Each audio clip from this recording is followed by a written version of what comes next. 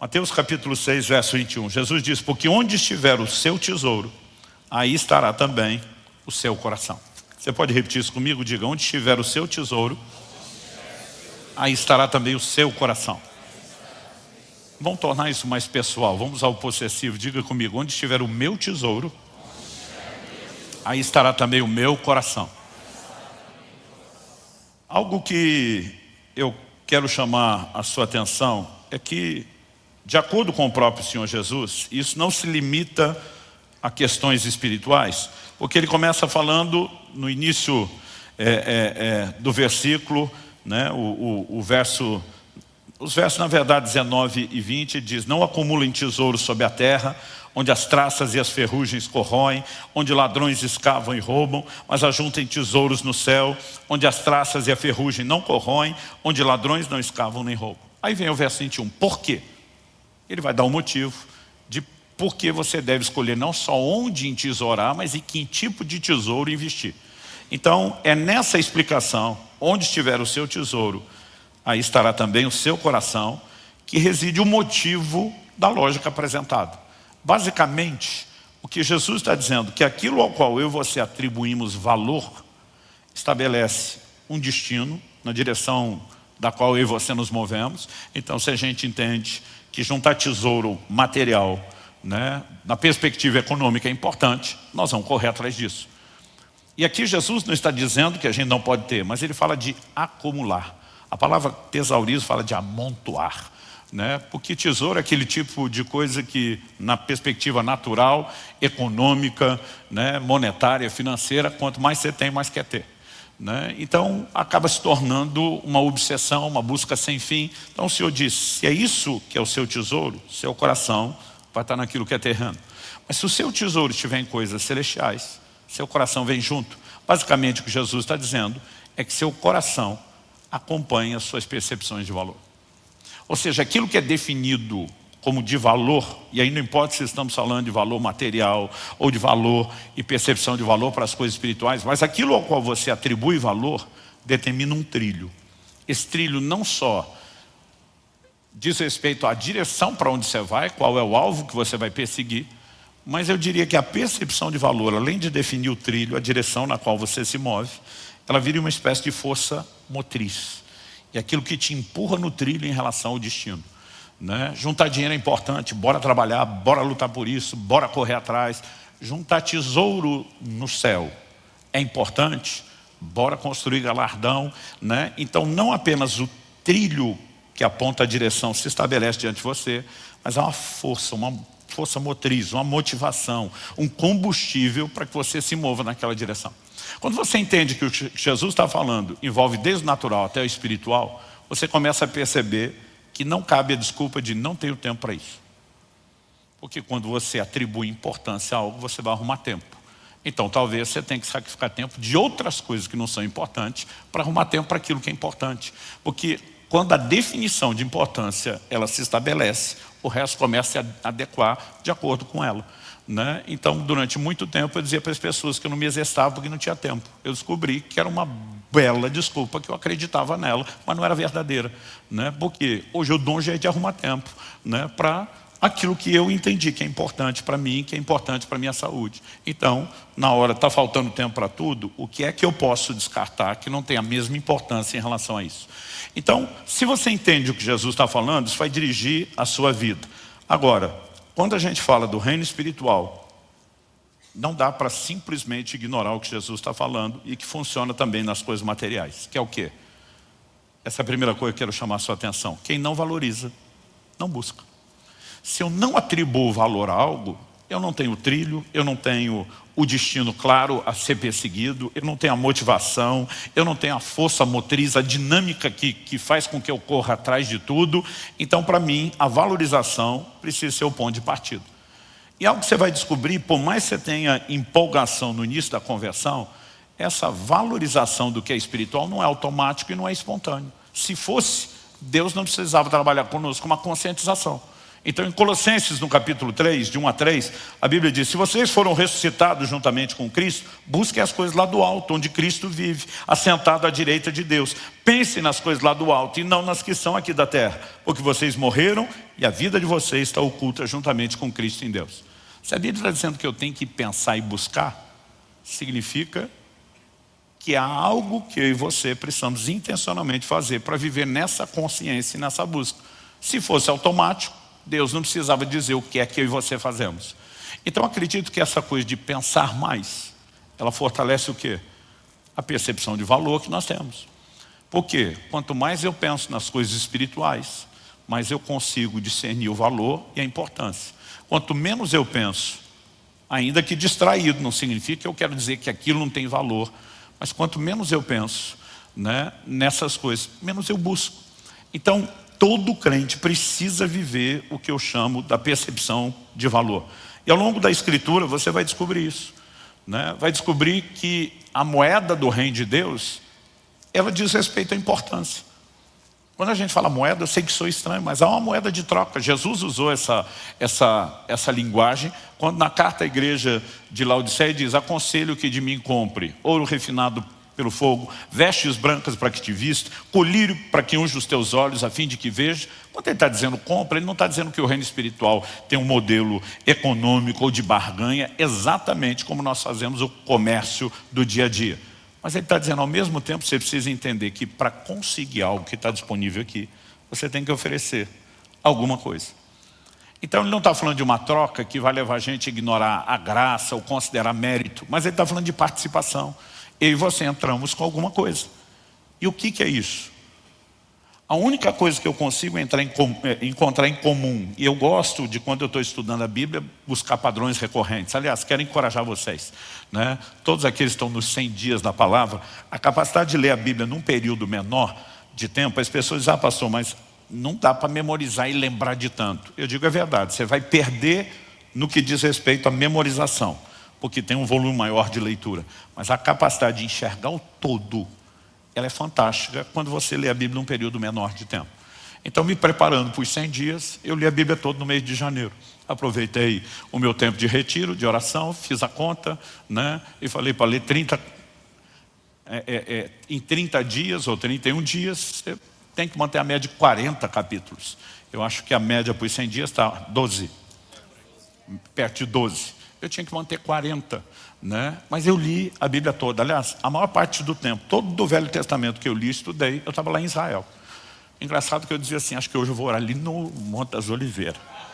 Esqueci de falar disso, né? Vai ficar para o final. Era para eu falar antes, eu não sei. Mas assim, você vê os profetas anunciando o juízo, logo depois de ter lido em qual momento da história eles entram, porque tem hora que você está lendo lá Isaías, você nem lembra de quais reis ele profetizou, onde é que o que ele está falando se encaixa, mas quando você lê em pouco tempo, isso te ajuda e te ajuda muito. Então, quero fechar o parênteses, fazer aqui, né, a você o encorajamento. E isso me ajudou a encontrar muitos desses padrões nesse tempo de janeiro, né? Eu gosto o tempo todo de buscar padrões, recorrência. E uma coisa que tem me chamado a atenção nessas últimas leituras é quando a gente fala que a moeda do reino de Deus é a troca, há um padrão recorrente nas Escrituras. Então você vai encontrar figuras diferentes, uma roupagem diferente para falar a mesma coisa. Por exemplo, Isaías 55:1, todos vocês têm sede, venham às águas. E vocês não têm dinheiro, venham, comprem e comam. Sim, venham e comprem, sem dinheiro e sem preço, vinho e leite. Como é que se compra sem dinheiro? Então, Deus de novo está usando a figura da compra. Mas você não vai comprar com dinheiro. Quando Jesus diz, aconselho que de mim compre ouro, colírio, veste branca, ele não está falando de usar o dinheiro que você tem. Mas a ideia da compra está lá. Então ele diz, quem tem sede, venha às águas. Vocês que têm fome, venham e comprem.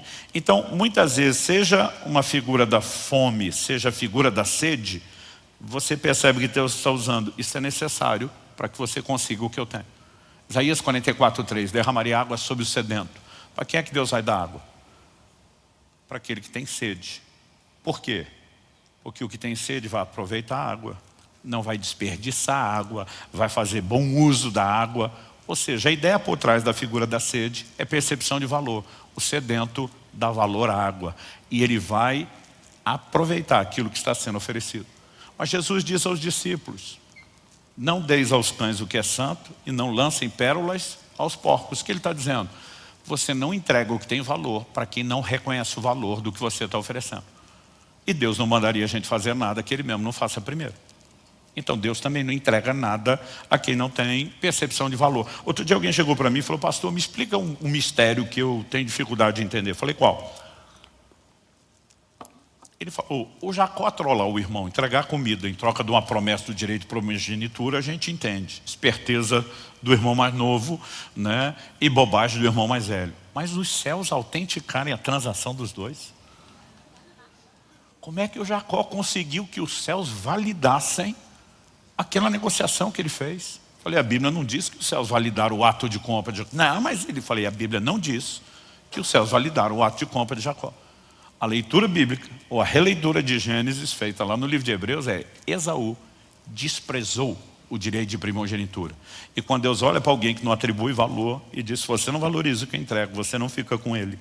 Vai para o próximo na linha de sucessão, que é quem está dando valor, ainda que sem a revelação de Deus, está tentando usar de subterfúgios, meios carnais e escusos, pelo menos havia percepção de valor. Ele estava valorizando aquilo que o irmão não estava valorizando. Então, ao longo de toda a Escritura, você percebe o que? A percepção de valor é uma chave. Então, se nós estamos falando de uma vida espiritual intensa, de buscar Deus, gente, quem não valoriza não busca. É simples assim. Todo mundo acompanhando? Então, a pergunta prática a ser feita é: o que nos impede de valorizar mais? Né? Será que só nos falta ler a Bíblia e saber? Logo depois de Mateus 6, 21, né? No 19 e no 20, Jesus dizendo: não junta tesouro aqui, junta no céu. Onde está o tesouro, está o seu coração. Quando ele chega no verso 24, ele diz: ninguém pode servir a dois senhores, porque ou irá odiar um e amar outro.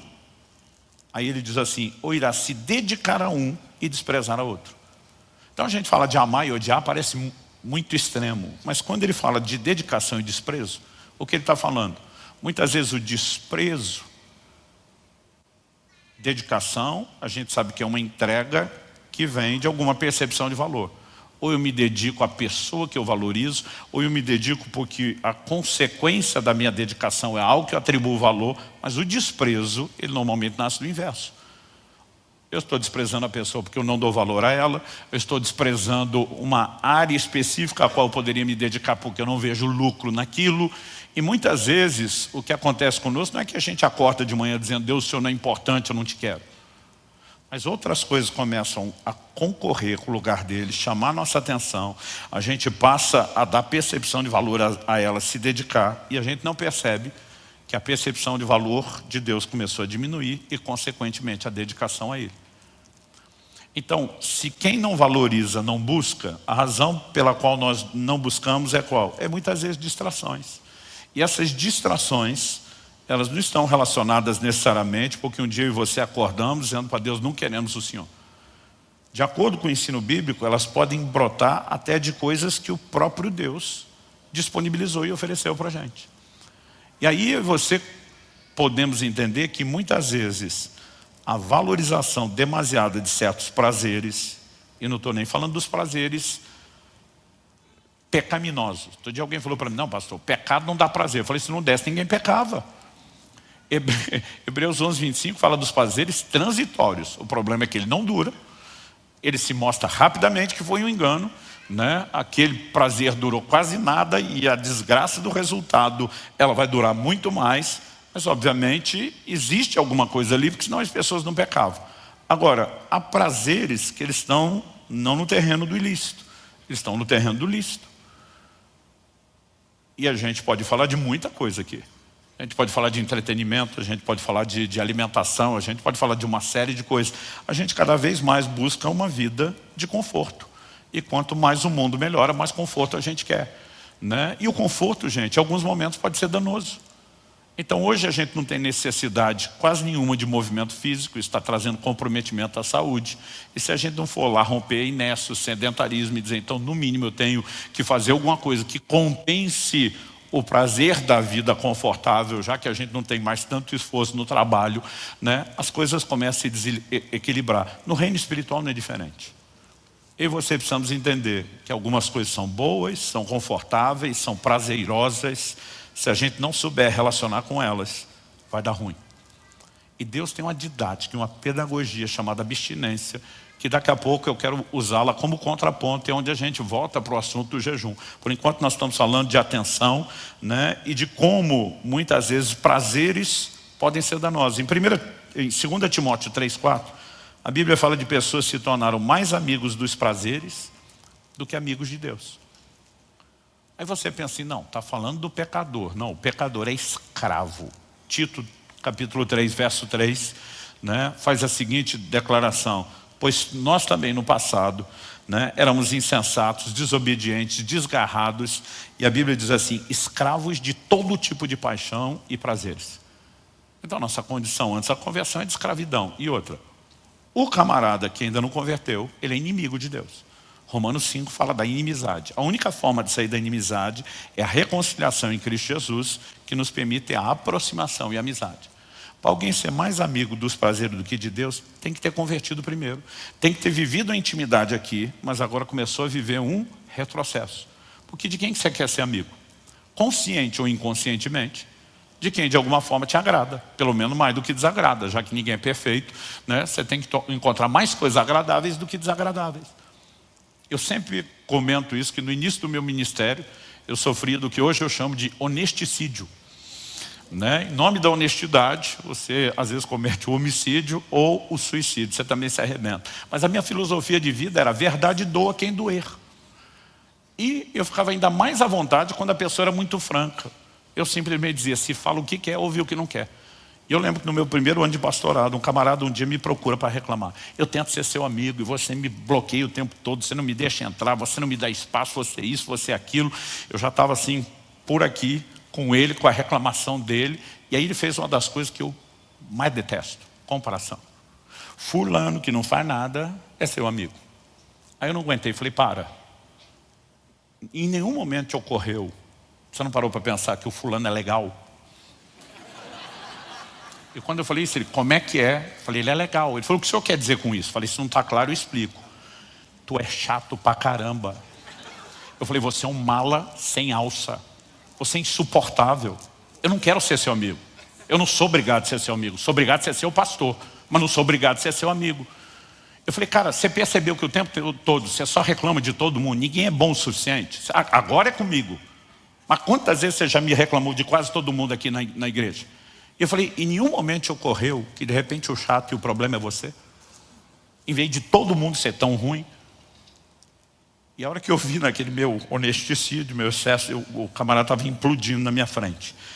Um dia desse contei a história, alguém falou, pastor, hoje o senhor teria falado a mesma coisa? Eu falei, de um jeito bem diferente. Mas qual era o ponto? Eu continuo acreditando na mesma coisa. Você não quer ser amigo de alguém que é desagradável. Isso não significa que ninguém vai te desagradar em algo. Mas para ser amigo, você tem que dizer, tem que mais agradar do que desagradar, não é possível. Tem que ter alguma coisa em comum. Agora, como alguém que já foi mais amigo de Deus está se tornando amigo de outra coisa? Significa que ele está se deixando agradar mais pelo que a outra coisa, os prazeres estão oferecendo, do que aquilo que ele encontrou em Deus. E nós não podemos achar que isso não é uma armadilha, que não vai acontecer comigo, com você. Então, pastor, se quem não valoriza, não busca. E o que me impede de valorizar a Deus é a valorização de outras coisas em detrimento de Deus, e a gente aplicar a lógica invertida, significa que a valorização de Deus, em detrimento das outras coisas, é uma chave? Sim. Pastor, glória a Deus, que depois de 2000 anos de cristianismo, o senhor descobriu a solução. Eu descobri nada, todo mundo sabe disso. Todo ano novo você fala, esse ano eu vou orar mais, esse ano eu vou ler mais a Bíblia. Esse negócio de botar os 100 dias da palavra no começo do ano é ótimo, né? Porque você ainda está naquela empolgação de esse ano vai, esse ano eu vou me dedicar mais a Deus. A pergunta é, a gente só precisa de um consentimento mental? Não, a gente precisa de mais do que isso. No Salmo 16, 11, Davi pelo Espírito diz, tu me farás ver os caminhos da vida. Quando a Bíblia fala de caminho, ela não fala só de um lugar onde você se movimenta, mas fala de se movimentar na direção de um destino. Significa que o Deus que nos deu vida nos criou com um propósito. Para onde Ele quer que a gente vá? Onde a vida deveria nos conduzir? Qual a razão da nossa existência? Paulo pregando em Atenas, e diz que de um só, Atos 17, 26 e 27, de um só homem Deus fez todas as raças e tribos dos homens. Para quê? Para que o indicativo de propósito? Para que Ele fez? Para que o buscassem. Então, há uma razão pela qual você existimos, tem um caminho, deve conduzir um destino, é o propósito de Deus. Mas quando Davi está dizendo, tu me farás ver, me parece sem a ajuda de Deus. Esse caminho não está tão nítido e tão claro para a maioria de nós. Significa que a gente precisa mais do que ouvir alguém dizer, mais do que alguém falar, mais do que a gente dizer para nós mesmos. Nós precisamos entrar em algum lugar de descoberta da percepção de valor, que ela não vem só por assentimento mental. É por isso que Paulo diz, o que para mim antes era lucro, ganho, ele diz, hoje eu considero perda. Ele não está falando ganho e perda, embora sejam linguagens monetárias financeiras, ele não está falando de valores monetários, materiais. Mas ele está falando de importância. O que eu atribuía uma alta importância desvalorizou. Por que desvalorizou? Por causa da excelência do conhecimento de Cristo Jesus. E diz, a percepção de Cristo entrou. E eu atribuí ele tamanho valor, que agora que eu tinha esse referencial, eu olho para isso aqui e digo, não é tão importante quanto eu considerava importante. Agora, como a gente entra nessa percepção de valor? Tu me farás ver os caminhos da vida, onde eles levam a tua presença, plenitude de alegria, a tua destra, delícias perpétuas. Ao que você precisamos entender que há um lugar em Deus, onde eu e você podemos ter uma dimensão de prazer, de alegria e de realização, que a gente não tem em outras coisas. Plenitude é só aqui. Então, desde o início, quando Deus criou o homem, Ele nunca se incomodou que o homem tivesse acesso a outras formas ou tipos de alegria. Aliás, o próprio Jesus disse, né, para que a minha alegria esteja em vocês e a de vocês seja completa. Quando ele fala minha alegria, só alegria, ele está dizendo, tem espiritual e tem natural. Mas ele diz, essa sua aqui nunca vai ser completa sem a minha. Mas mesmo olhando essa nossa aqui, Deus olha para o homem e diz, não é bom que ele esteja só, ele precisa relacionar com semelhantes. Isso é produzir um nível de alegria e realização. E quando Deus provê o relacionamento homem e mulher, Ele não estava pensando só na dinâmica de interação emocional. A coisa é bem completa. Envolvia até deleite físico essa relação. Mas, obviamente, isso não era tudo o que o homem precisava, muito menos o que o faria completo. Deus está dizendo, mas nunca cruze. Aí Ele diz, vou dar todo tipo de árvore para vocês comer. Eu brinco que Bíblia do Gordinho, toda árvore é caixa alta, é letra maiúscula, é negrito. Vocês podem comer de toda a árvore. Eu leio assim, toda a árvore do jardim. Porque Deus podia ter feito uma fruta só, gente. Com todos os nutrientes que a gente precisava. Com o mesmo tamanho, mesmo cheiro, textura, sabor, né? Mas ia ser um tédio, a gente comeria aquilo o resto da vida. Eu falei disso no domingo e o corpo estaria suprido. Mas Deus caprichou. É a diversidade de frutas, de sabores, texturas, cheiros, tipos, tamanhos, frutas sazonais. Então, você acabou de comer na estação, você tem que esperar outra estação. E nessa diversidade, o que ele está dizendo? Eu também quero dar deleite. É por isso que a gente foi agraciado com o paladar, né? E a gente consegue aproveitar a comida. Obviamente, Deus está dizendo, eu não tenho problema que vocês tenham outro tipo de prazeres. Mas Ele falou, lembra que existe um limite. E se esse limite for cruzado, você pode perder. Só vai encontrar em mim. Por que eu estou dizendo isso? Porque se eu e você entendemos que no reino de Deus, quem não valoriza não busca, e que a valorização de outras coisas em detrimento de Deus nos impede de valorizar e buscar como deveria, então que a solução contrária é valorizar Deus em detrimento de outras coisas, qual é o ponto de equilíbrio para entrar nessa percepção e não se perder, mesmo nessas coisas boas que Deus nos dá? Em Deuteronômio, no capítulo 8, Deus está dizendo para o povo que Ele tirou do Egito. Ele tira do Egito dizendo, eu vou levar vocês para onde? Uma terra prometida. Canaã é chamada terra prometida. Deus diz, uma terra onde mana leite e mel. Ele diz, quando chegar lá, vocês vão comer bem. Vocês vão prosperar. Então Deus queria que o povo comesse bem e prosperasse. Em Deuteronômio 8, no capítulo 10, ele diz assim, vocês comerão, se fartarão, louvarão o nome do Senhor seu Deus. Eu não sei você, mas tem comida que eu como que eu agradeço antes e depois. Hoje foi um dia desses. Eu falei, Senhor, muito obrigado. Né? Ele disse, vocês vão louvar. Mas no verso seguinte, o 11, ele diz, mas que não aconteça. Que depois terem comido, se fartado, construído casas, prosperado, que vocês se esqueçam do Senhor seu Deus. Ele está dizendo, eu quero que vocês comam bem, eu quero que vocês prosperem, mas preste atenção. Vocês podem se divertir tanto com esse nível de entretenimento, que que vocês perdem a consciência do que realmente está aqui. Então a gente diz, tome cuidado. De alguma forma nós passamos a viver um estilo de vida que não envolve mais o cuidado de distração com coisas boas. Pastor, por que está destacando isso? Porque você precisamos entender qual a importância da abstinência na prática da vida cristã. Por que de vez em quando a gente tem que dar uma pausa em coisas que são lícitas, ainda que prazerosas? Porque elas têm um efeito didático. Quando Jesus estava sendo tentado no deserto, e ele responde, nem só de pão viverá o homem, mas de toda a palavra que sai da boca de Deus, ele está citando um texto da Escritura. Qual é? Deuteronômio capítulo 8. Se você puder, abra lá comigo.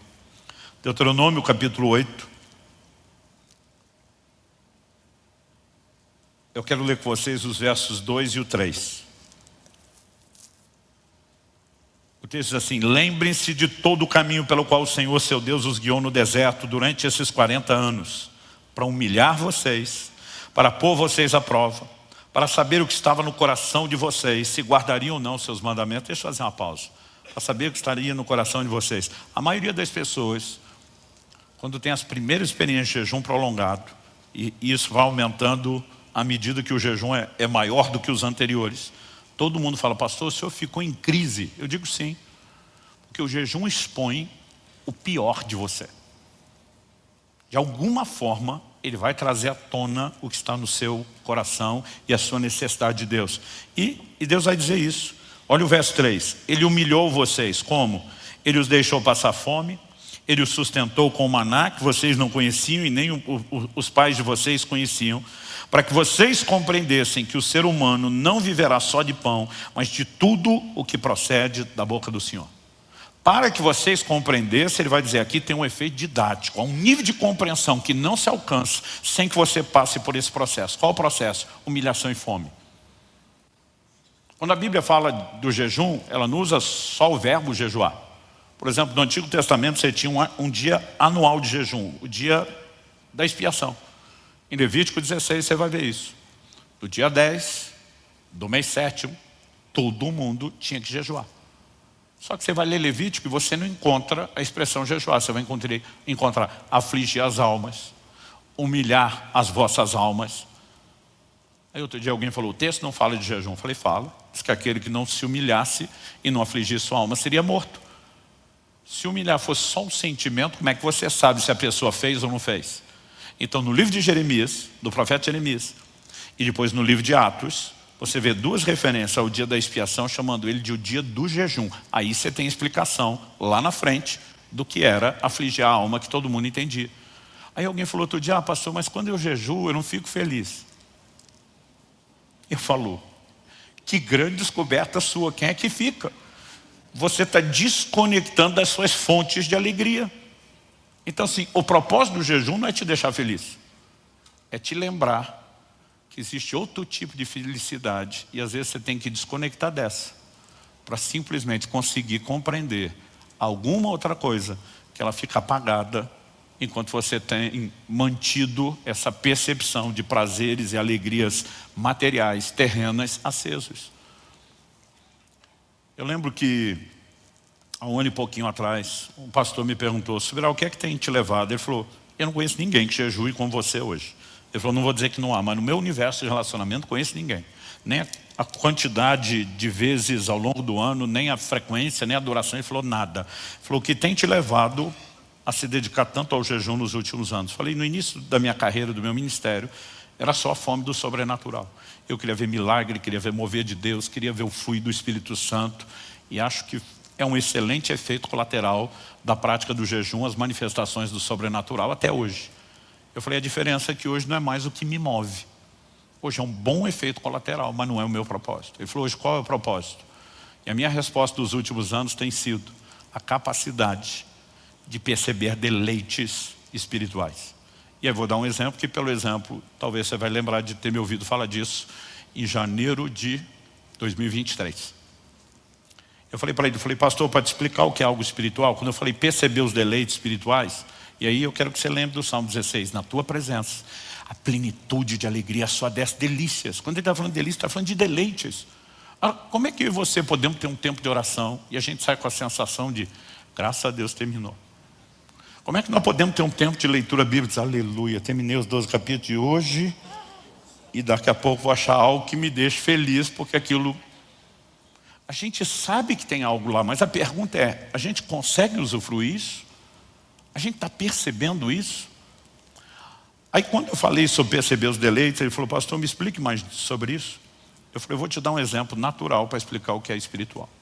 O que eu descobri nos jejuns prolongados é que o seu paladar fica assim, aguçado de uma forma absurda. Eu acho que começa com o processo de limpeza, desintoxicação do corpo. Mas acho que tem a ver com não ter aquela enxurrada de sabores diferentes o tempo todo. Mas, por exemplo, a turma diz que a água não tem gosto. Quem jejua, pelo menos jejum prolongado, discorda, né? Eu estava esses dias numa viagem no exterior, dei um gole na água. Eu simplesmente parei, o professor falou, o que foi? Eu falei, que água é essa? Ele falou, por quê? Eu falei, o pH dela é maravilhoso. Ele falou, como é que o senhor sabe? Eu falei, porque o gosto é ruim. Um pH alto significa que a água é mais salobra, né? Eu falei, e aí ele falou, dá uma olhada. Eu olhei, o pH da água 9,5. Então assim, o ideal durante o tempo do jejum é que você beba uma água de um pH pelo menos 7. Mas quando você vai para água muito boa, ela fica ruim. Então assim, tem hora que para resolver o problema de um pH muito baixo ou sabor muito alto que você não consegue beber, qual a dica que a gente dá? Limãozinho na água. O limão mascara o sabor e normalmente se o pH é baixo resolve. Então eu passei a ter esse hábito. Uma vez só isso me custou caro. Eu tinha recém saído de uma hepatite, meu fígado estava muito sensível, acho que botei muito limão proporcionalmente para a água e aquilo me trouxe um incômodo. Foi uma única vez. Normalmente ele é muito bom e é saudável. Aí eu falei para ele, eu estava numa reunião com um grupo de pastores durante esse jejum, sentei com eles para comer, o povo vai embora, vai para o hotel, você não está comendo. Falei, mas pelo menos eu quero ter a comunhão com vocês e não vou ficar tentado. Falei, eu garanto para vocês. Quando chegamos no restaurante ainda brinquei, falei, hoje vai ser um banquete, água com gás, com limão espremido, né? Eu falei, então hoje é dia de festa. Então cheguei lá, pedi para o garçom, você me traz limão espremido? Suco do limão para eu pôr na água? Beleza. E quando ele trouxe um copo grande. Eu estranhei. Normalmente a turma manda aquele copinho, eu brinco que é copo de pinga, né? Copinho pequeno com meio ou um limão espremido. Quando eu vi o tamanho do copo, que era maior e cheio, eu chamei o garçom. Enquanto ele vinha, eu falei, deixa eu provar primeiro. Porque a primeira coisa que eu pensei, ele entendeu errado, trouxe uma limonada. Quando eu provei, eu senti que estava doce. E aí ele chegou e falei, amigo, eu não sei se eu não expliquei ou você não entendeu direito, mas eu não queria limonada, eu queria só o suco do limão. Ele falou, mas isso não é limonada, isso é limão. Eu falei, não pode, está doce. Ele falou, impossível. Ele falou, eu vi o cara da cozinha espremendo só limão aí, não tem como estar doce. Pensei, tô doido. Peguei o copo e bebi a segunda vez. Dei um golinho, falei, está doce. Ele não pode, o pastor na minha frente, deixa eu ver isso aqui. Passou a mão no copo, deu um gole, fez uma cara de azedo. Disse, pelo amor de Deus, Subirá, não tem nada de doce aqui. Pensei, eu estou doido. Peguei o copo de novo, provei a terceira vez. Quando eu provei, falei, está doce. Ele pegou, provou de novo, fez cara de azedo de novo, falou, não está. Todo mundo na mesa resolveu provar por tiratema e todo mundo dizia, Subirá, você está louco, não tem nada de doce. Foi só essa altura que eu lembrei do jejum. Falei, gente, meu paladar está nesse nível que eu estou percebendo a frutose, o açúcar natural do limão, que ninguém consegue perceber. E aí eu falei, cara, me desculpa, o problema está comigo mesmo. Obrigado que você trouxe e tal, né? Apesar que já não tinha sobrado muito limão depois de tudo aquilo, mas agradeci ele. Aí eu falei, pastor, o que é que eu descobri com essa mudança do paladar? Alguns dias depois eu estou em outro almoço. E um dos pastores terminou de comer, levantou, pegou a sobremesa, uma salada de fruta. E ele vem com uma lata de leite condensado e começa a derramar, desculpa para os que amam isso, começa a derramar que é a desgraça do leite condensado em cima da salada de fruta. E, gente, para quem o limão está doce, você imagina as outras frutas? A minha vontade é voar no pescoço dele, é dizer, você não precisa botar o leite condensado, que a fruta é doce. Só que eu mesmo penso, quantas vezes eu não fiz o que ele está fazendo? Hoje o açúcar não é parte da minha alimentação, mas eu mesmo fiz isso, porque eu não conseguia mais perceber o doce da fruta. Você habitua tanto com o açúcar que você perde a capacidade. E a essa altura do campeonato, o pastor está olhando para mim com a cara de, cara, já entendi. Eu falei, basicamente o que o jejum tem feito por mim é me levar a esse lugar de entender que se você não tira o leite condensado, você não consegue perceber o leite da fruta. E muitas vezes a gente está vivendo aqui, empanturrado de leite condensado. com todo tipo de prazeres. Quando você olha para o jejum não te leva só a pausar o prazer do paladar. Esse desconforto que o jejum traz no início chega a ser assustador para muitos de nós. Outro dia um cara falou: ô pastor, eu jejuei para estar perto de Deus, mas estou mal. Eu falei: é uma ótima descoberta para você querer Deus, é descobrir que sem Ele você está mal. Porque você está tão distraído se enchendo dessas coisas que você nem sente falta dele. Então assim, o jejum te leva a uma crise inicial, mas a um lugar de descobrir uma dimensão de prazer que você perdeu a conexão, que é fora de série. Aí você vai entender que, embora a palavra jejum, usada no Novo Testamento, no próprio ensino de Jesus, quando ele diz: quando jejuardes, quando ele diz sobre os seus discípulos, quando o noivo for tirado, eles vão jejuar. A palavra que Jesus usou ali, no original grego, é nestil, né? A forma como foi registrada a fala de Jesus, não que ele tenha falado em grego.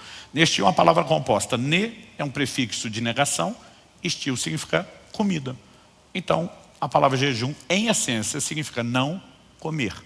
Mas jejum se limita só à abstinência alimentar? Não.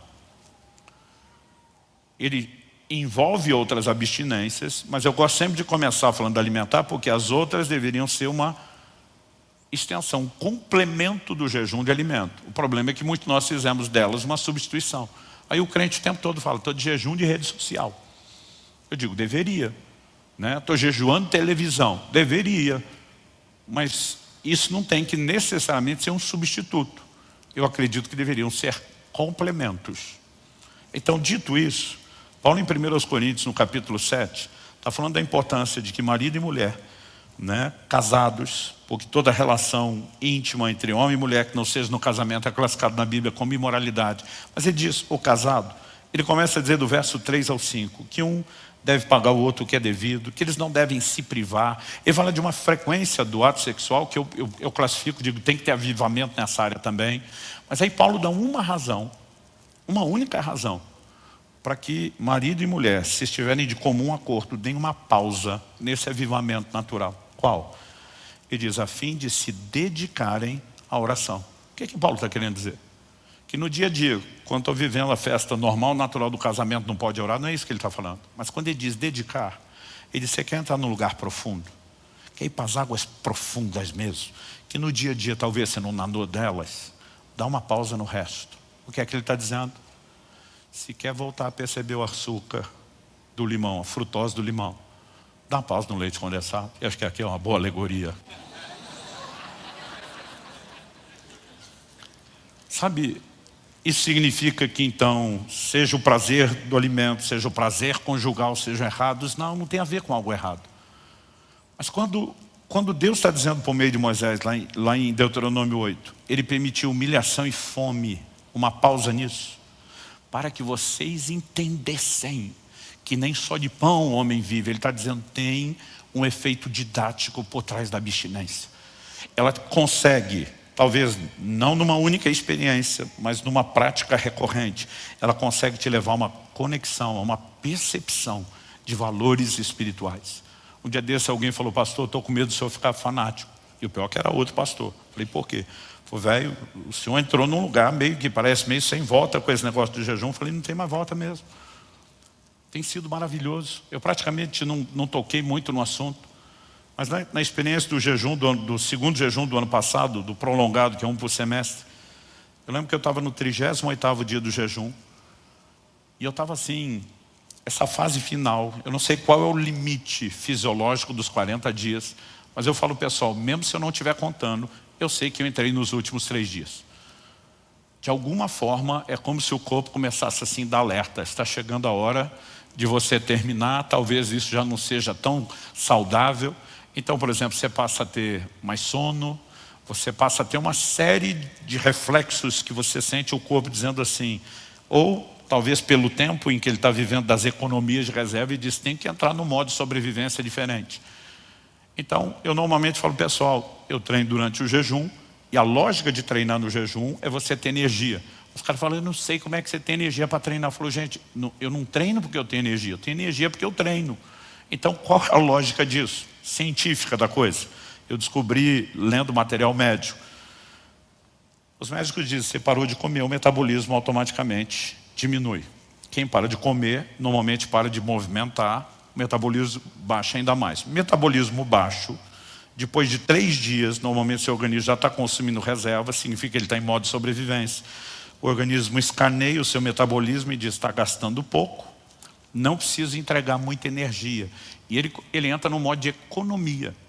Então, o jejum prolongado não é que você não tem energia. O corpo diz, a maioria já teve experiência com o celular. Eu estou aqui com a bateria do meu celular, depois do dia todo usando, já bem comprometida, mas ela ainda não está no limite. Quando ele entra mesmo naquele modo de economia, tem hora que você percebe que a tela do telefone já não acende toda. Por quê? Porque se ele te der toda a luz, ele não dura. Então ele opta o modo economia. Para durar mais, eu tenho que entregar pouco. Entendeu o raciocínio? Seu corpo faz a mesma coisa com você. Então esse médico dizia, treine durante o jejum, porque você vai acelerar o metabolismo, você vai provar que precisa de energia, ele vai entregar. Porque quem não faz isso e quer fazer um movimento rápido de repente, vai ter tela preta. Né? A Kelly, há 1 ano e meio, quase 2 atrás, ela estava no 6º dia de um jejum, ela estava se sentindo muito bem. Deu um pulo, levantou correndo do sofá, acordou no chão, desmaiou, tela preta. Ah, pastor, jejum não faz bem. É só você fazer direito. Então, se você não está exercitando e quer usar o modo de economia, nunca levante pressa. Né? Se você quer poder levantar depressa, treine. Eu decidi treinar. Então, por exemplo, em agosto do ano passado, na última semana, eu fiquei, por conta de uma viagem, os compromissos, fiquei 4 dias sem exercício. No 5º dia, eu fui dar aula de manhã, eu tinha 3 horas de aula de manhã e ia pregar à noite. Fui dar aula de manhã, no 5º dia, tive que dar aula sentado. Porque eu estava com tontura, estava com fraqueza. Aí eu lembro quando terminou a aula, alguém falou, pastor, o senhor não vai almoçar, quer que te levem para onde você está hospedado? Eu falei, não. Eu falei, eu preciso de uma academia e eu preciso que você me busque 3 horas depois. O cara, 3 horas, eu falei, 3 horas. Eu falei, só tem um jeito de eu voltar a ter energia para o final do jejum. Aí ele me deixou na academia, fiz 1 hora de cardio, 2 de musculação. A energia voltou. Dia seguinte ele diz, academia de novo. Eu falei, mais 3 horas. Porque eu não vou mais passar por isso. Então eu falo para o pessoal, gente, você não treina porque tem energia, você tem energia porque treina. São coisas diferentes. Por que eu estou mexendo nesse tipo de assunto? Porque além de dar uma dica prática para você, nós precisamos entender algumas respostas. Agora, quando chega esses últimos dias, que era só para fechar a lógica aqui, mesmo treinando, eu sinto os 2 ou 3 últimos dias, normalmente são os 2 últimos, você sente que o corpo não quer entregar a energia toda. É quase como se ele falasse assim, tu abusou pra caramba e agora nós vamos ter que entrar num outro modo de economia. Então, dito isso, 38º dia, eu já estou naquela, levante devagar, dorme mais. Eu acordei no meio da noite para ir ao banheiro. E eu lembro que eu fiquei aborrecido, que o sono estava tão profundo. Eu dizia, não quero levantar, não quero atrapalhar o sono. Mas eu lembro quando eu voltei do banheiro, eu estava pensando assim, meu Deus, estou parecendo um zumbi de tanto sono. Eu pensei, eu nunca lembro ter pensado isso antes, mas pensei aquele dia, eu estou correndo o risco de dormir em pé, enquanto volto para a cama. Mas a coisa que me deu alegria foi pensar, por outro lado, a hora que bater a cabeça no travesseiro, encostei ali, em 3 segundos eu apago. Tipo assim, não vai me atrapalhar. Eu acho que a coisa boa de ter pensado isso tudo foi o que aconteceu. A hora que eu encostei a cabeça no travesseiro, eu não ouvi uma voz audível. Aquilo parecia mais um pensamento, um sentimento, uma sugestão, algo dentro de mim, simplesmente parecer, por que é que você não ora um pouco? Eu não queria orar, eu queria dormir. Eu pensei, isso não é de mim, certeza que não é meu, porque eu não quero orar, eu quero dormir. Eu falei, então vamos para o plano espiritual, não é o Satanás, porque ele não quer que eu ore. Então, não é porque o chamado era atraente, por eliminatório eu falei, só pode ser Deus. Minha carne está sofrendo com o processo e Deus está me fazendo um convite. Eu falei, só tem um jeito de saber se é Ele. Eu comecei a orar. Então, sem muita vontade, deitado mesmo, Senhor, eu quero te agradecer. Mais um jejum que está terminando.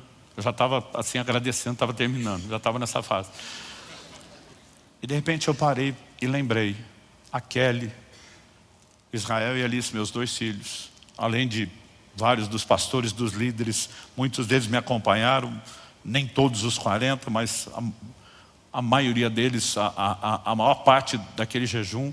Eu estou pensando nisso tudo, mas em especial assim, dizer, cara, nós jejuamos a família inteira junto. Já é raro você saber de alguém que encarou os 40 dias. Eu falei, minha mulher e meus filhos fizeram comigo. E eu comecei a agradecer a Deus. Eu falei, Senhor, não quero te agradecer só meu jejum. Foi minha mulher e meus filhos vieram junto e eu nem chamei. Quando eu falei, eu nem chamei, o Espírito Santo falou comigo. Ele disse, quem chamou fui eu. E a hora que ele falou isso, eu não consigo te explicar o que aconteceu. Eu gosto de brincar que alguém lá no céu apertou o botão que ativa o modo glória. Glory mode. Aquele negócio ligou no quarto. A presença de Deus encheu aquele... Eu nunca tive na minha vida, gente, uma percepção da presença de Deus como aquele dia. No dia seguinte eu liguei para minha filha, já tinha falado com aquela Israel. Eu falei, filha, Deus entrou no meu quarto ontem. Ela disse, pai do céu, você ouviu Deus? Eu falei, graças a Deus que não. Porque eu falei, graças a Deus, gente, era assustador.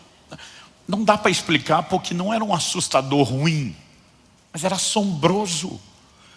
Porque a percepção de grandeza de quem Ele é. Eu estou no escuro, eu cerrei os meus olhos com toda a força. Eu escorreguei da cama, rolei para o lado, para o chão, me ajoelhei. Eu botei a cara no chão, porque aquilo dava um santo temor. Ela falou, pai, mas mesmo não vendo, o senhor sentia Ele de um lado ou do outro? Eu falei, filha, esse é o ponto. Ele não estava de um lado ou do outro, Ele estava em todo lugar. Ele está na frente, Ele está atrás, Ele está em cima, Ele está embaixo. Ele está do lado de fora, Ele está do lado de dentro. Eu falei, a presença dEle atravessava meu corpo. A impressão é que a cama, a parede, que tudo é impregnado. Ele é tudo. Quando a Bíblia diz que Ele é tudo em todos, a gente não consegue entender isso. Eu nunca tinha tido uma percepção daquilo. E ainda é difícil falar. Eu nunca senti tanto deleite, tanto prazer na minha vida. Eu fiquei pensando a vida inteira de crente. E a gente não tem noção de que isso está à disposição. Mas Deus está dizendo o seguinte, se você quer compreender que não é nem só de pão, você precisa passar por esses processos de desintoxicação. E eu comecei a descobrir que o jejum não é detox só para o corpo. Gente, é impressionante como ele limpa o corpo. O rejuvenescimento celular que você passa, a limpeza de tudo. Não é só de intoxicação alimentar, de metal pesado que seu corpo expele, é um negócio impressionante. Mas eu descobri que o jejum traz um detox na sua alma, nas suas emoções, nas suas percepções espirituais. Você vai ficar impressionado como, por exemplo, você pode estar com um hormônio mais baixo numa área, mas seus receptores estão limpos, então seu corpo funciona melhor. Parece que espiritualmente os receptores estão todos limpos. E você começa a ter essa percepção de deleite que normalmente você não tem no dia a dia. Qual é o propósito primário do jejum? É buscar a Deus. Daniel capítulo 9, verso 3, ele diz, voltei o rosto ao Senhor Deus para o buscar, com oração, com súplicas, com jejum. Joel capítulo 2, verso 12, voltem-se a mim de todo o coração, diz o Senhor, e isso com jejuns. Por que eu estou dizendo isso? Porque durante anos, honestamente, até dezembro de 2021, quando as pessoas me diziam, pastor, qual é o propósito do jejum? Eu dizia, não tem um, tem vários. Porque eu estudei a Bíblia algumas vezes, de Gênesis a Apocalipse, pegando todas as vezes que o jejum aparece e para que ele foi usado. E tinha um monte de propósitos. Então tem hora que o jejum é praticado em momentos de aflição, para buscar o socorro de Deus, né? Como o de Josafá, em 2 Crônicos 20. Em Esdras, capítulo 8, 21 a 23, ele fala de jejuar por proteção. No Salmo 35, 5, Davi fala de jejuar por gente que está enferma. A gente vê Daniel jejuando enquanto ora e intercede pelo seu povo. E a lista vai longe. Então o dia do perdão, que também era um dia de arrependimento, o povo era chamado a jejuar. O jejum para arrependimento de pecados aparece várias vezes na Bíblia. Mas tem hora que o jejum está sendo praticado num contexto de consagração. E o que está se consagrando, diferente do que está jejuando por arrependimento, o que está jejuando por arrependimento quer vencer o pecado. O que está jejuando por consagração também. Mas o primeiro quer vencer o pecado que o derrubou. O outro não quer fazer o jejum do primeiro. Ele não quer nem cair. Ele quer vencer para não cair. Então, os dois podem estar lutando contra o pecado, mas são diferentes. Então, eu tinha uma lista. Mas em janeiro de 22, Deus falou comigo, você precisa entender o propósito do jejum. Eu falei, não, são vários. Ele diz, não. Há um propósito primário e vários secundários. Até hoje, você só enxergou os secundários. Todos os secundários vão convergir num só, o primário. Qual é o primário? Buscar a Deus. O que está jejuando para arrependimento está buscando a Deus com um propósito, mas está buscando a Deus. O que está jejuando para consagração está buscando a Deus com um propósito secundário diferente, mas está buscando a Deus. Ou seja, não tem jeito de não convergir no primeiro. A pergunta a ser feita é, A gente precisa de um secundário para buscar Deus? Ou a gente poderia mirar direto no primário? E talvez essa foi a descoberta da minha vida sobre jejum. Eu falei, eu não preciso de uma crise, eu não preciso de um problema sério e estar desesperado por uma intervenção de Deus, porque durante muito tempo eu só dizia situações extremas requerem medidas extremas. O problema está grande, bora jejuar. Ok, e se eu não tiver problema? Mas eu apenas estou decidido a desligar de prazeres inferiores, porque eu quero os prazeres superiores. Por que é que eu preciso de um propósito secundário? Eles são aceitáveis, eles são parte do jogo, me entenda, eu não estou falando contra eles. A pergunta é, eu não preciso passar por eles, eu posso ir direto. E aí eu comecei a enxergar gente no Novo Testamento que mirou direto no primeiro. Ana. Lucas capítulo 2, verso 37, diz que ela adorava noite e dia, com jejuns e oração. O jejum era parte da vida de adoração e de oração. A Bíblia não menciona problema, não menciona necessidade de milagre. Aí você chega em Atos 13, os líderes da igreja de Antioquia, enquanto eles estavam adorando o Senhor e jejuando. A igreja não está mais em perseguição, o lugar onde eles estão em Antioquia, lá na Síria, não está passando por problema, não existe nenhum indício de nenhum propósito secundário, mas eles apenas querem estar com o Senhor. O que esses dois textos têm em comum? Além de ambos terem sido escritos por Lucas, estarem no Novo Testamento e mencionarem o propósito primário. Aí você começa a perceber as consequências, desdobramentos. Quem é Ana? Uma mulher de percepção para o profético. Profetiza. O que acontece em Atos 13? Disse o Espírito Santo. E o Senhor começou a dizer, se você quer se familiarizar mais profundo com a minha voz, o jejum vai te ajudar a desintoxicar das outras coisas e entrar num lugar de percepção. E as direções de Deus, a compreensão da palavra. Eu tenho vivido uma revolução do entendimento bíblico. Cada vez que eu volto um jejum, eu estava agora em Israel, eu escrevi um livro em 9 dias, gente. Quase 300 páginas, em 9 dias. A clareza de entendimento daquilo de Gênesis, Apocalipse, eu dizia, como é que eu não vi isso tão claro antes, né? A soma, Deus acrescentando o entendimento que vem sendo construído ao longo do tempo. E você fica, uau. Há 1 ano e meio atrás, eu conversei com aquele pastor, a história do limão. Nós falamos muito sobre jejum. Quando eu saí, fui para a academia, para aquela coisa de manter energia, estou lá no elíptico, louvor e adoração. Eu falei, Jesus, a única coisa que eu não conversei com o fulano, essa percepção que eu tenho de que o jejum aumenta a capacidade de revelação da tua voz, da tua palavra. Eu falei, mas eu não tenho uma base bíblica para provar isso, então achei melhor não tocar no assunto com ele. Eu falei, mas eu queria entender isso melhor. Qual o mistério? Mas não fiz uma pergunta esperando uma resposta não imediata. Tem coisa que eu pergunto para Deus, às vezes vem depois de 20 anos, tem coisa que Ele nunca respondeu, mas eu sempre gosto de perguntar. A hora que eu perguntei qual o mistério, um flash na minha frente. Não tinha nada natural para dar aquele brilho. Agora tenta imaginar que um brilho, um flash de luz são fração de segundos. Agora tenta imaginar que alguém filmou esse flash naquela câmera super lenta e agora vai passar depois.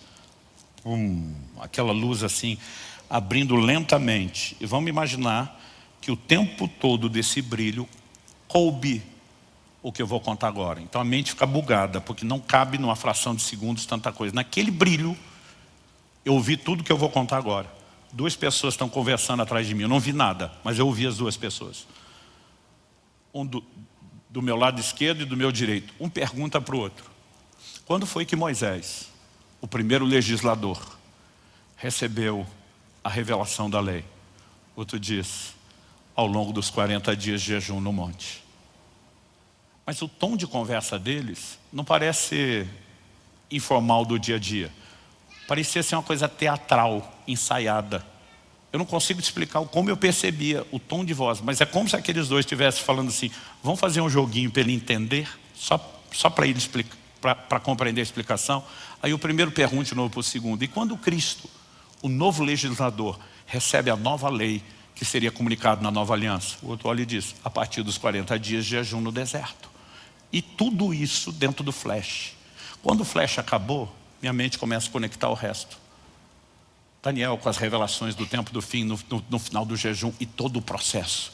Mas ainda assim, essas coisas só fizeram sentido quando eu comecei, peraí. Ele os humilhou, os deixou ter fome, para que compreendesse que não é só de pão, é o que procede da boca de Deus. O maná é uma figura da palavra.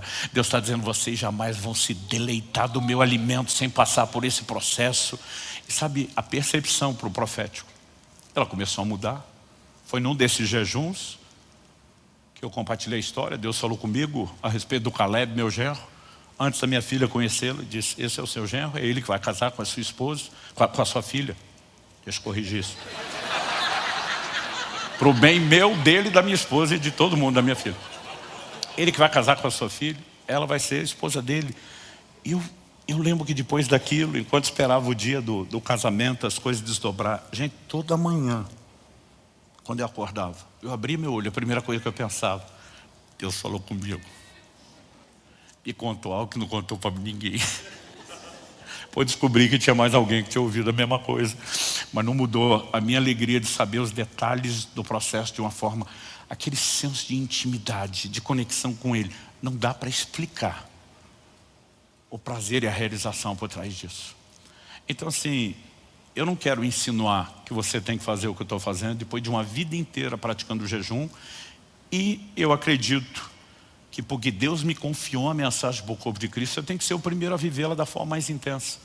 Eu disse para Deus, o Senhor não precisa me pedir mais. Se o Senhor não me parar, eu falei, o Senhor, minha mulher, meu médico são os únicos que podem me parar. Se o Senhor não me parar, vai ser um por semestre.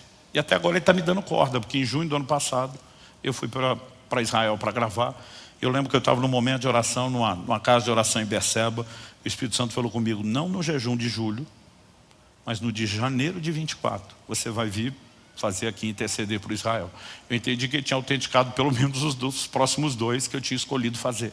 Mas tem sido algo importante. E o que eu sinto de Deus, eu estou empolgado, gente. Eu tenho visto gente jejuar nessa casa, como eu não vejo em quase lugar nenhum. Mas é só o começo de uma grande revolução que dá por vir. E sabe, não importa se você vai fazer um dia por semana, se você, né, como vai ser a sua dinâmica. Talvez tenha gente no nosso meio que nunca vai fazer mais do que um jejum parcial, que não vai fazer um jejum tão prolongado na água, mas o jejum tem que ser parte do nosso estilo de vida, porque essas pausas nos deleites inferiores, principalmente quando elas vão se tornando frequentes, recorrentes, elas vão produzindo em nós uma percepção de deleites maiores. E sabe, você pegar a palavra de Deus, acordar no meio da madrugada, dizendo, eu não vou fazer isso porque é obrigado, eu vou fazer isso porque eu não aguento esperar amanhã cedo. É outra conversa, é outra dinâmica, não só do como foi gostoso aquele tempo ali, mas o que isso passa a produzir na sua vida. Eu preciso terminar. Eu quero citar uma frase que me fez pensar muito nos últimos anos. Ela é atribuída a um camarada chamado Edward Farrell. E diz, quase em todos os lugares e em todos os tempos, o jejum sempre ocupou um lugar de grande importância, visto que ele se encontra estreitamente relacionado com um profundo senso religioso. Talvez isso explique a negligência do jejum no nosso tempo. Quando o significado de Deus diminui, o jejum desaparece. Mas eu ouso afirmar o inverso. Quando o significado de Deus aumenta, o jejum reaparece. Ou ainda diria o inverso, quando o jejum reaparece, o significado de Deus na nossa vida, ele também começa a aumentar, porque é uma relação de causa e efeito que ela parece ser mútua, vai e vem, né? E essas coisas estão relacionadas. Então, eu quero provocar você. O jejum é uma escolha, menos que Deus te peça algo, você escolhe quando faz, quanto tempo faz, qual a periodicidade, qual o tipo do jejum, qual a duração. Não há regras. Há momentos que nós podemos ter uma convocação profética, uma grande mobilização, e aí, quando vamos fazer a coisa de forma coletiva, talvez haja um pouco mais de organização. Mas pense em algo que pode ser flexível. O importante é que você possamos fazer cada vez mais.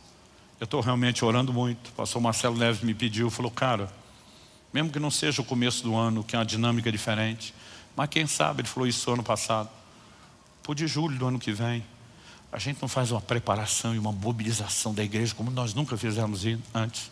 A gente não faz uma campanha, né, de jejuns maiores. Então nós estamos buscando de Deus o que é que nós podemos fazer em conjunto de forma a auxiliar o corpo. Mas eu não quero que você sinta pressionado. Às vezes uma época boa para mim não é época boa para você. Há N fatores. Eu sei que cada vez que vai chegando o próximo, vai me dando uma agonia, uma ansiedade, um desespero de entrar. Eu falei para minha esposa, eu não vou aguentar esperar janeiro, vou começar em dezembro. Ela falou, seu aniversário, Natal, nem pensar. Eu faço aniversário 20 de dezembro. Né? Ela falou, a gente tem que comemorar isso em família. Eu falei, eu não ligo para o aniversário. Ela falou, nós ligamos para o seu aniversário. Eu falei, tá bom, eu espero. Né? Ela diz, vamos ter o tempo de família. Né? E aí eu lembro que eu falei, pessoal, depois da ceia do dia 24, não conte comigo comer no dia 25. Nós tivemos uma situação que surgiu e meu pastor falou, eu quero você comer no dia 25 e 26. 27 você começa.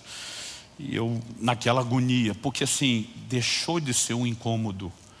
E o que eu começo a descobrir, que está me aguardando lá, vai ficando tão atraente, que vai dando um desespero. Eu passo a maior parte do ano, né, em jejum. Acho que não dá para dizer que não tenha dia de jejum. Pelo menos um intermitente vai rolar. Mas assim, quanto mais frequente, quanto mais recorrente, né, maior tem sido o impacto. E depois de estar servindo a Deus, né, há muito tempo. Eu estou buscando a Deus de forma intensa, pelo menos desde os meus 15 anos. Estou com 51. 30 anos só de ministério pastoral, 33 anos pregando. Eu vou te dizer o seguinte, o que eu tenho vivido de janeiro de 2022 para frente, para mim assim, parece que esses últimos anos, a soma desses poucos últimos anos, ela é melhor do que todo o resto.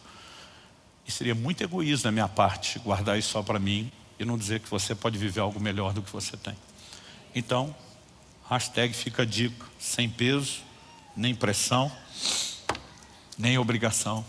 Bora jejuar mais? Você aceita o desafio? Outro dia alguém falou, pastor, fala de um benefício a mais do jejum. Falei, a gente vai fazer uma lista, gente. Saúde. Gente, eu gasto tão menos em comida, tão menos dinheiro ultimamente. Vocês têm noção. Pedro nunca gastou dinheiro em comida na vida. Eu podia te dar muitos benefícios, mas os deleites espirituais são os melhores deles.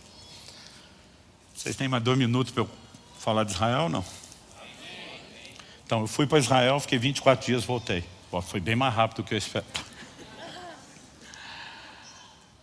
Quando Deus falou comigo, nós não tínhamos um cenário de guerra. Então, na minha cabeça, eu questionei pouco. Eu falei para Deus assim, Daniel intercedeu por Israel na Babilônia. Por que é que eu preciso ir orar por Israel em Israel? Eu posso fazer isso no Brasil. Mas ele não abriu a discussão, não respondeu.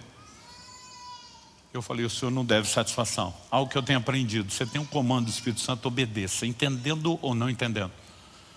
Eu lembro que eu levantei daquele momento de oração, virei para minha esposa, eu falei, faz tempo que você me fez uma proposta, nós passamos pelo menos um mês em Israel. A gente ficou 22 dias gravando em janeiro de 2018. Eu falei, eu queria voltar uma hora aqui com você. A gente ir onde quer, a hora que quer, conhece lugar bíblico, visita, ao mesmo tempo descansa, passeia, soma isso tudo, né, com o conhecimento, os acessos, os contatos que você tem, seria incrível. Aí eu falei para ela, falei, ó, 5 anos atrás você pediu isso. Topa fazer em janeiro de 24? Ela falou, topo.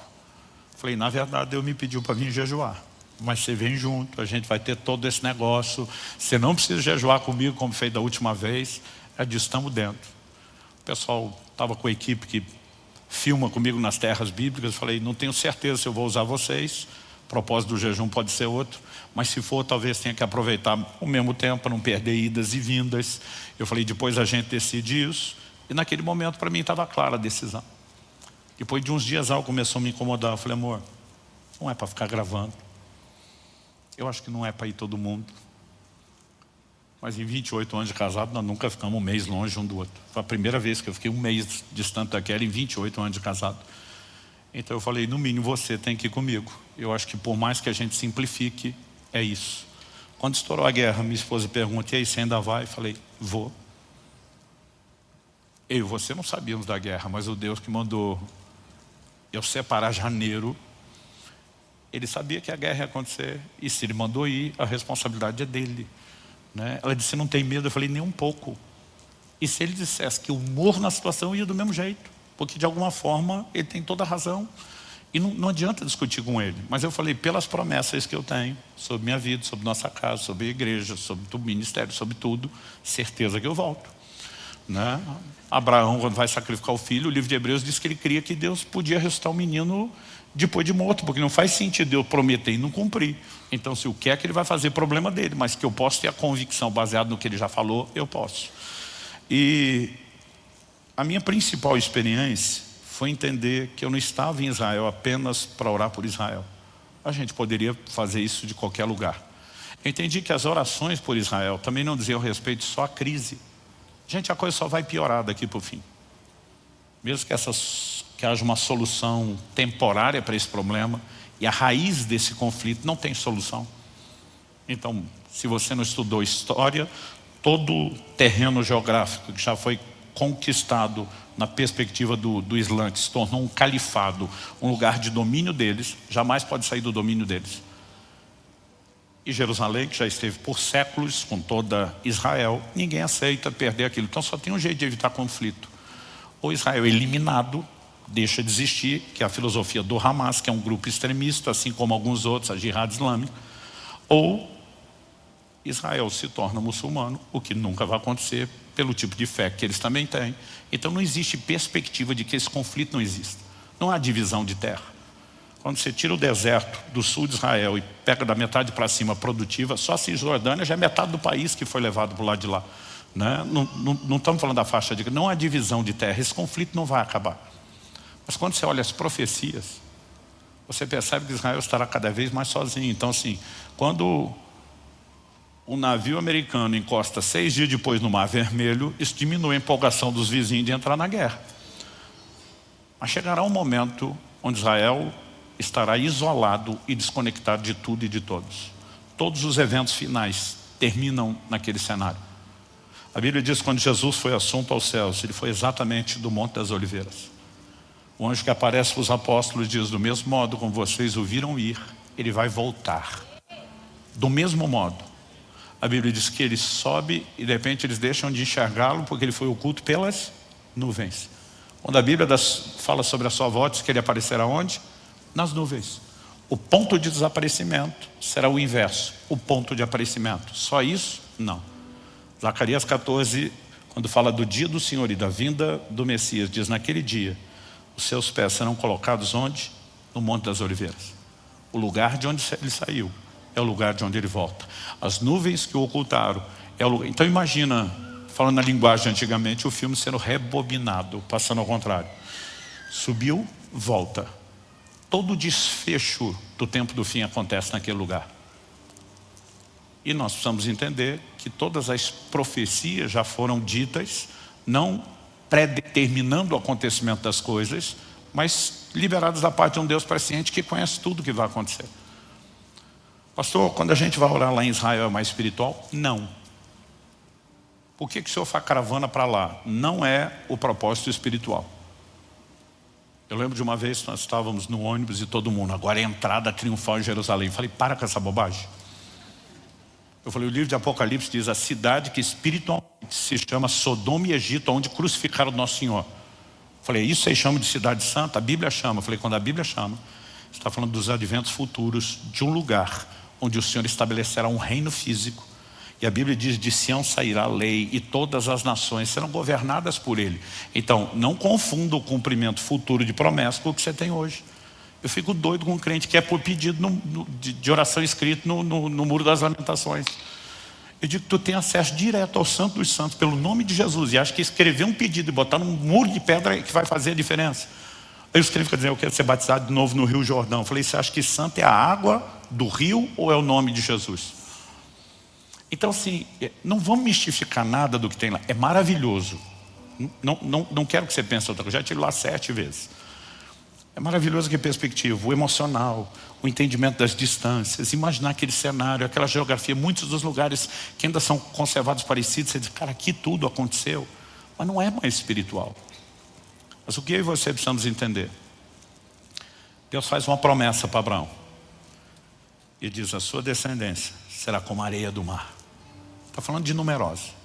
Mas ele também diz, sua descendência será como as estrelas do céu.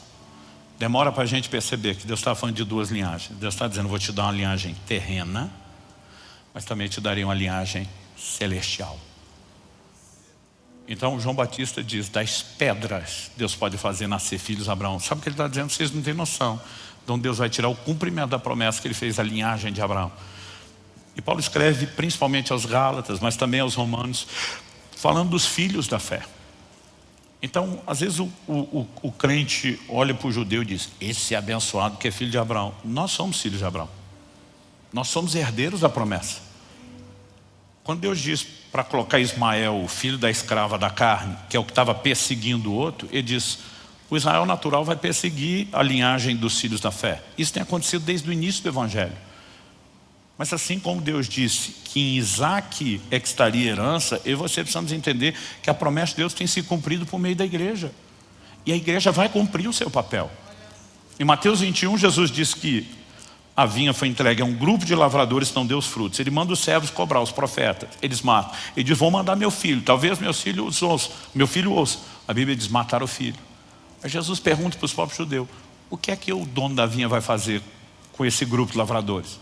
Eles mesmo respondem, vai fazer perecê-los miseravelmente, vai dar vinho um outro grupo de lavradores. Jesus diz, exato, que a seu tempo entregue os frutos. Quem é outro grupo?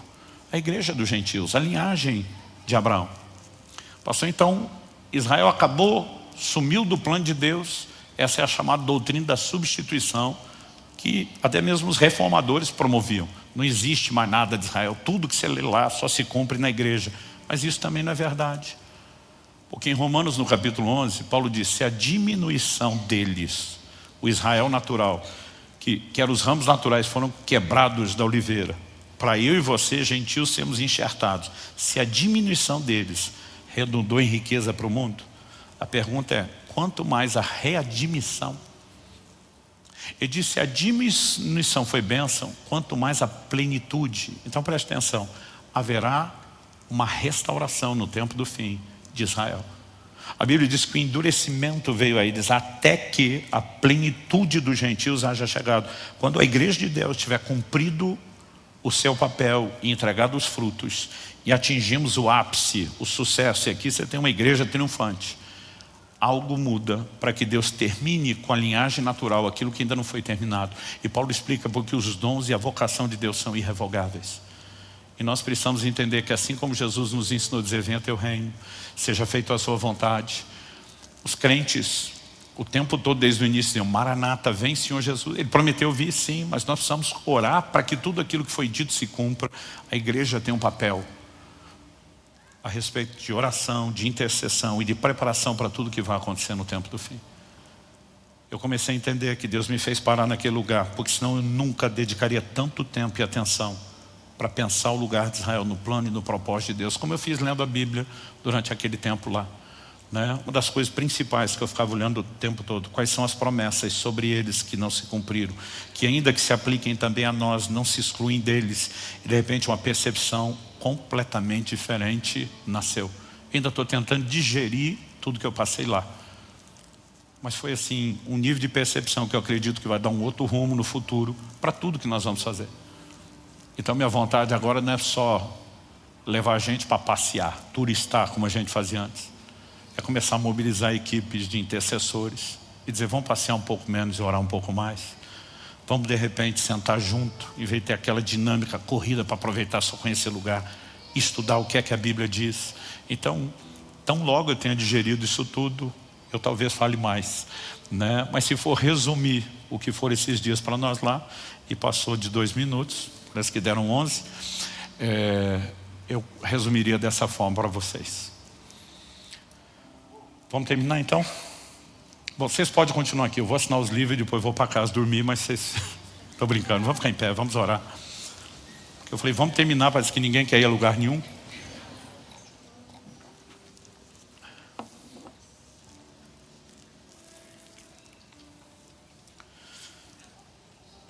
Me ouça com atenção, porque eu creio que eu falo isso pelo Espírito de Deus. Virão dias de um convite diferenciado para o lugar da intimidade. E muita gente distraída não vai ouvir ou perceber o convite. É por isso que volta e meia você vai ver o Senhor falando isso nas Escrituras. Quem tem ouvidos para ouvir, ouça. Basicamente ele está dizendo, não apenas escute, mas ouça no sentido de dar valor ao que você vai ouvir. Alguns de nós vamos ser chamados para um lugar diferenciado.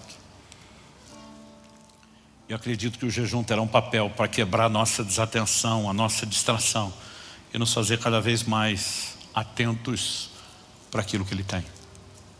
Eu não sei explicar o que aconteceu, mas do meu espírito eu sinto. Não quero mistificar o número 7, foi meu 7º jejum de 40 dias.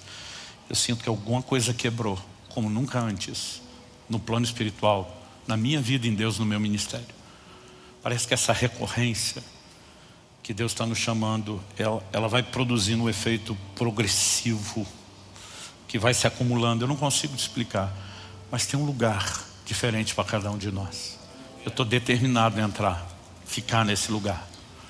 Outro dia alguém falou para mim, pastor, o senhor é um pouco, é que esse cara que sonha com o futuro. Tem um nome para isso. Como? Visionário demais. Eu falei, olha, eu defino o visionário mais ou menos assim, com a frase que eu ouvi de um outro. Visitei o futuro, gostei do que vi e resolvi morar ali. Existe algo a respeito não apenas de sonhos, mas de percepção profética. Há um lugar para onde Deus quer nos levar. E eu sinto que isso não deveria ser apenas para poucos. O chamado é para todos, nem todo mundo vai aproveitar. Mas eu creio que de alguma forma você que está aqui hoje já está debaixo de uma conspiração divina e de um plano para prestar atenção em algo. Então eu só queria que a gente, nesse momento final de oração, não fizesse disso só aquela formalidade. Vamos terminar porque tem que terminar orando. Mas que por mais breve que seja essa oração, que você possa dizer, Senhor, eu quero ouvir, corresponder, eu quero entrar nesse lugar. Amém? Pai, muito obrigado por esse tempo de conversa, de compartilhar, de reflexão, de instrução. E eu oro a Deus, mais do que isso, de um desafio, de uma provocação sobrenatural sobre a vida de cada um de nós. Que venham dias de avanço. Não apenas em relação a Deus, a essas experiências novas e maiores, mas de avanço para o lugar da intimidade, para o lugar da comunhão, para o lugar da percepção dos deleites eternos, superiores, como nunca antes. Eu quero abençoar cada um dos meus irmãos e irmãs. Eu oro pelo sopro do Teu Espírito sobre a vida de cada um deles. Eu oro por algo novo, em nome de Jesus e para a glória de Deus.